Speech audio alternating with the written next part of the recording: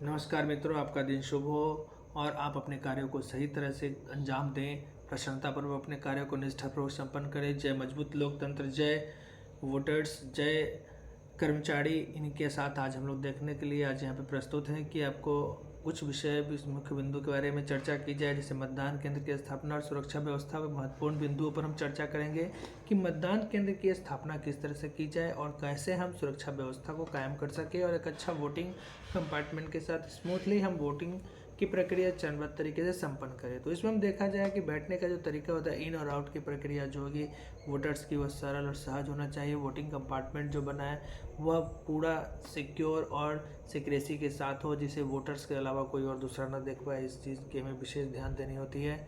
इसके साथ ही तीसरे चरण की बात यदि की जाए तो हमारे मशीन की सुरक्षा की विशेष व्यवस्था की जाती है, जहां पर हम मशीन की व्यवस्था, सुरक्षा की व्यवस्था अहम रूप से करें। जैसे वीवीपैट जो होते हैं उन पर डायरेक्ट कोई रे या फिर लाइट, सनलाइट या कोई बल्ब का लाइट उसके डिस्प्ले यूनिट पर ना पड़े। उस पर पड़ने से उसमें खराबी आ सकती है। उसे हम इस तरह से कंपार्टमेंट में रखें कि उस पर कोई भी हमें डायरेक्ट सीधी रोशनी उसके ऊपर वीवीपैट की तरफ नहीं जाए। तो कुछ चरणबद्ध प्रक्रिया है जिससे हम कि एक अच्छा वोटिंग कंपार्टमेंट के आधार पर मतदान केंद्र की स्थापना कर सकते हैं। जैसे मतदान हेतु निर्धारित तिथि से एक दिन पूर्व मतदान केंद्र पर पहुंचना होता है। पूरे टीम के जो लोग होते हैं एक दिन पहले मतदान केंद्र पर पहुंच जाते हैं। उन्हें ईवीएम अर्थात इलेक्ट्रॉनिक वोटिंग मशीन और VVPAT voter verification paper audit trial machine जो होते हैं, वीवीपैट एक प्रिंटर की तरह होती है, ये सभी उन्हें दे दी जाती हैं और इन सभी को लेकर के अपने मतदान केंद्र पर पहुंचते हैं। तो उन्हें सुरक्षा की गारंटी के लिए सुरक्षा बल भी हमें मिलते हैं, पुलिस प्रशासन और बल भी हमें दी जाती है, जिसके आधार पर उसे हम सुरक्षित रख सकें। इन सभी के साथ कोई छेड़छाड़ न करें और उसे हम एक्चुअल इलेक्शन से पहले उसको खोले ना डिस्टर्ब करने, इसकी विशेष हमें ध्यान देने की ज़रूरत होती है। अर्थात स्थानीय आवभगत को स्वीकार भी नहीं करना है। हम जहाँ पे जिस जगह पे जाते हैं वहाँ पे यदि कोई लोकल बॉडीज या फिर कोई भी आवभगत या किसी तरह का हमें प्रलोभन या हमें हमारे सेवा के लिए उपस्थित होते हैं तो हमें निस्संदेह उन सब कार्यों से बच के रहना चाहिए और प्रेम से उनकी बातों को दरकिनार करते हुए हम अपने कार्य के निष्पादन के लिए अपने सभी कार्यों का संपादन करेंगे। इसके साथ ही मॉडल लेआउट के अनुरूप मतदान केंद्र की स्थापना करनी चाहिए। यानी मॉडल लेआउट के अनुरूप हम मतदान केंद्र की स्थापना करें जहां पर वीवीपैट के आधार। वहीं यदि सही पोजीशन की बात की जाए कि हम किस प्रकार से मशीन का अरेंजमेंट करें, तो वीवीपैट को बैलेट यूनिट के बाईं तरफ रखा जाना चाहिए। यानी वीवीपैट जो होते हैं बैलेट यूनिट के बाईं तरफ उसका पोजीशन रखना चाहिए। सभी वायर को सिस्टमेटिक साइड से लेकर के अरेंजमेंट करना चाहिए जिससे कि वायर में किसी तरह की त्रुटि ना हो और बीच में फंसे ना। वोटर्स कई तरह के आते हैं, किसी प्रकार के उसमें कोई क्षति ना हो, इसका विशेष रूप से हमें ध्यान देना चाहिए। इसके साथ ही वोटिंग कंपार्टमेंट स्टील ग्रे रंग का आकार का 24x24x30 का एक हमें जो कार्टून होता है वो कार्टून दिया जाता है, जिसे सिक्रेसी के लिए हम वोटिंग कंपार्टमेंट में लगाते हैं। उसे लगाने और अरेंजमेंट करने का तरीका जो हो बहुत ही सिस्टमेटिक और सरल तरीका से हो, जिससे कि केवल वोटर्स को यह पता चले कि बाकी लोग उसके अंदर प्रवेश नहीं कर रहे हैं। केवल वोटर्स अपने वोट को जान पाएँ कि हम किस दल को वोट दिए हैं, कोई उनकी सिक्रेसी को दूसरा ना जान पाए। इसका विशेष रूप से हमें ध्यान देना चाहिए।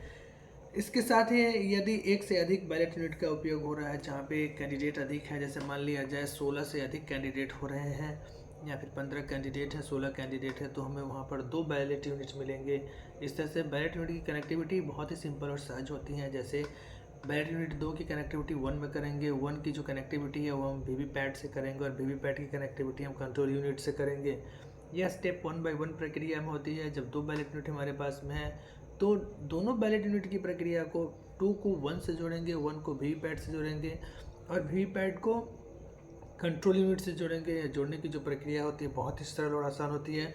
उसके पीछे 2 की होती है, इसमें रेड और ब्लैक रंग का 2 अलग अलग की में पहचानने का नोब होता है। उसको हम पहचान करके उसके आधार पर पुश करेंगे और क्लिक की आवाज़ ही हमारा वह आसानी से उसमें एडजस्ट कर जाएगा। तो इन चीज़ों को ध्यान देनी है हमें। और इस तरह से बैलेट यूनिट का उपयोग करते हुए अतिरिक्त बैलेट यूनिट की चौड़ाई के लिए 12 इंच चौड़ाई की बढ़ोतरी होती है। जब 2 अधिक होगी तो कंपार्टमेंट में भरने के लिए हमें अधिक बड़ा कार्डबोर्ड या कार्टून मिलेगा।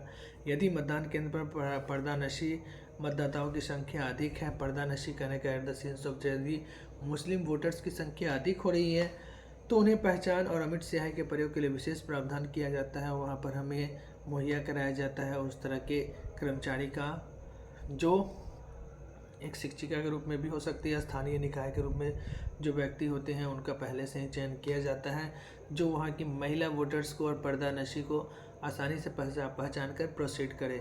इसके साथ ही मतदान हेतु 3 कतारें लगाई जा सकती है। एक वोटिंग कंपार्टमेंट के आगे हम 3 कतारों का प्रयोग कर सकते हैं। इन कतारों के अंतर्गत जैसे कि पहला कतार होगा पुरुष का वोटर्स का होगा, दूसरे कतार के जो होंगे वो महिलाओं का कतार लगाएंगे, और तृतीय कतार जो होगा वह दिव्यांग और वरिष्ठ नागरिकों का कतार होगा। इस तरह से हम 3 अलग अलग सिस्टमेटिक कतार लगाएंगे, जिसमें सभी लोग सहजता से उस कतार में आकर अपने मताधिकार के लिए क्यू में खड़े होंगे।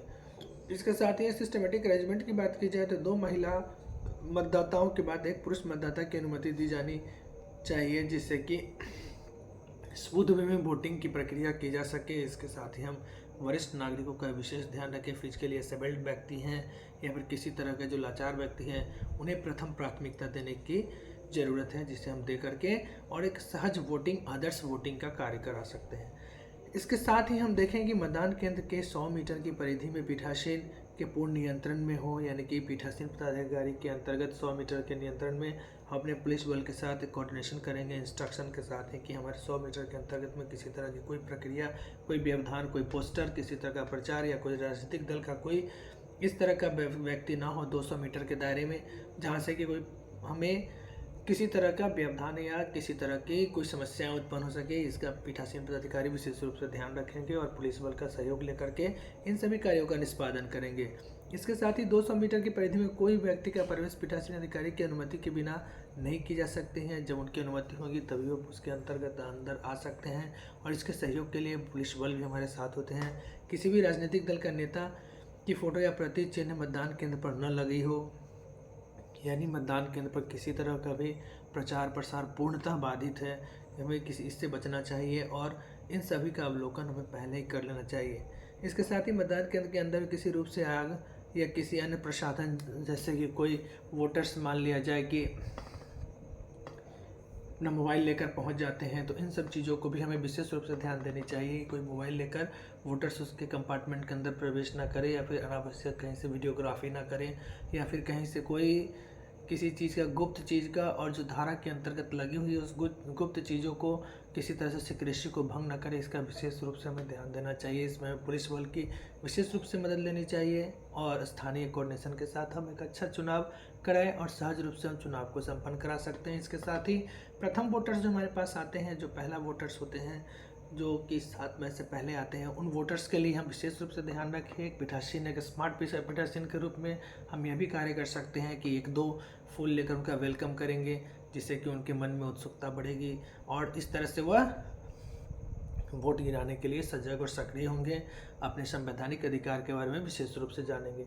इसके साथ ही हम वरिष्ठ नागरिकों का ही वेलकम कर सकते हैं, और जो पहला बार जो वोटिंग का प्रयोग करें उनमें एक विशेष प्रकार की उत्साह होती है। जो फर्स्ट वोटर होते हैं, जो फर्स्ट टाइम वोटिंग करने आए हैं, उनका ही वेलकम यदि हम करते हैं तो उनमें उत्सुकता और उत्साह बहुत ज़्यादा बढ़ जाती है, और उन्हें वोट और इस तरह से राजनीतिक तंत्र, सरकारी तंत्र में सक्रिय अहम भूमिका के रूप में उनका एक अलग रोल मॉडल लगता है, और यह उनके लिए बहुत ही विशेष रूप से उनके दिलो दिमाग पर प्रतीक के रूप में एक छाप छोड़ जाती है कि हमने वोटिंग दिया पहला वोटिंग के वोटर्स के रूप में, और हमें इस तरह से स्वागत किया जाए। तो ध्यान देने की बात यह है कि पीठासीन के रूप में हम उन सभी वोटर्स को जो पहला बार वोट डाल रहे हैं, वरिष्ठ नागरिकों को जिन्हें ज़रूरत है, या फिर जो महिलाएं हैं, उन्हें विशेष रूप से हम विशेष तरह के सुविधाओं को दें और उन्हें वेलकम करें। पहला वोटर्स को हम वेलकम करेंगे तो उसकी एक उत्सुकता और उसके मन में जो मनोबल और ख्वाहिश होती है, उनकी अनुभूति बहुत ही अद्वितीय होती है।